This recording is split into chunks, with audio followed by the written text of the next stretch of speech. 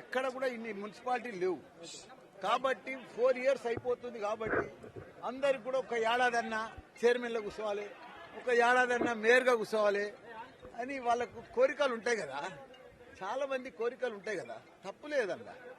వాళ్ళ దాంట్లోనే వాళ్ళకు కొన్ని ఉంటాయి కదా. మన ఇంట్లో 4 అన్నదమ్ములు ఉంటేనే ఇద్దరికి వాళ్ళది, 4 కోడళ్ళు ఉంటేనే పిల్లలతనం ఏడనో పంచాయతీ వస్తుంది కదా. ఇంతమంది 200 మంది కౌన్సిలర్లు కార్పొరేటర్లు ఉన్నప్పుడు ఇవన్నీ వస్తాయి కదా, మామూలే కదా. నన్ను ఎవరు టార్గెట్ చేయలే. మా దాంట్లోనే మాకే గ్రూప్ తగాదాలు ఉంటాయి, పాలిటిక్స్ ఉంటాయి, ఒక ఏడాది ఎక్కుదామని కోరికలు ఉంటాయి. ఇవన్నీ కోరికలు దిక్కేలా ఒకటి అన్న పోయిందా నాకెందుకు తెలియదా.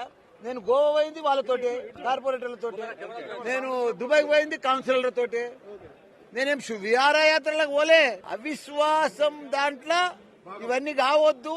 బాగా మెంటలీగా ప్రాబ్లమ్స్ ఉంటే కౌన్సిలర్లు గాని కార్పొరేటర్లు గాని డిస్టర్బ్ ఉంటే వాళ్ళని దోల్కపోయి సముద్రం ఒడ్డుకు అక్కడ శాంతింప చేస్తే కూల్ అయి వస్తున్నా. నేను మేడ్చల్ దొలకపోయినా సక్సెస్, పిడిదాది కూడా తీసుకుపోయినా సక్సెస్.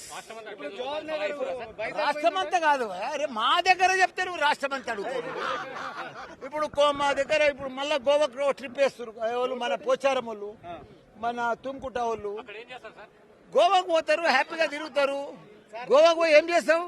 ఇప్పుడు ఎంపీ టికెట్ దాని మీదనే మీటింగ్ జరుగుతుంది, అది ఇప్పుడు కంక్లూడ్ కాలేదు. వాళ్ళు అది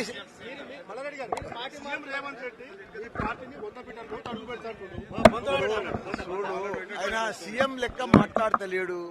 సీఎం మాటలు కావు అవన్నీ, పద్ధతి కాదు. ఒక సీఎం హోదాలో ఉండి ఏం మాట్లాడతాడు? ఓ లెక్కన పద్ధతి అసలు మాటలు ఎవరు కూడా భరించలేరు. వాళ్ళే 100 మీటర్లు కాదు, కాంగ్రెస్ 130 ఏళ్ల చరిత్రలో ఇప్పుడు ఏ లోతులు ఉంది అది? 28 రాష్ట్రాలలో ఎన్ని రాష్ట్రాలలో ఉన్నారు వాళ్ళు సీఎంలు? 2. మాది అడ్రస్ ఉన్నది, ప్రజలలో మంచి ఆదరణ ఉన్నది, మా ప్రజలు కూడా ఇబ్బంది పడుతున్నారు. మంచిగా అయ్యో మళ్ళీ మా కేసీఆర్ చేసినట్టు ఎవరు చేయలేదని వాళ్ళు కూడా అన్ని ఆలోచనలకు వచ్చారు. కానీ కాంగ్రెస్ పరిస్థితి ఏంది? మామూలుగా ఉన్నది. రేపు మోడీ 3వ ప్రైమ్ మినిస్టర్ అయినా నాకు ఇన్విటేషన్ రాలేదు. ఎవరికైతే ఇన్విటేషన్ వస్తుందో వాళ్ళే పోతారు కదా. అధిష్టానం ఎవరు ఆదేశిస్తే అది చేస్తాం అంతే. ఎవరికి అడుగుతలేము, అధిష్టానం మీద డిసైడ్.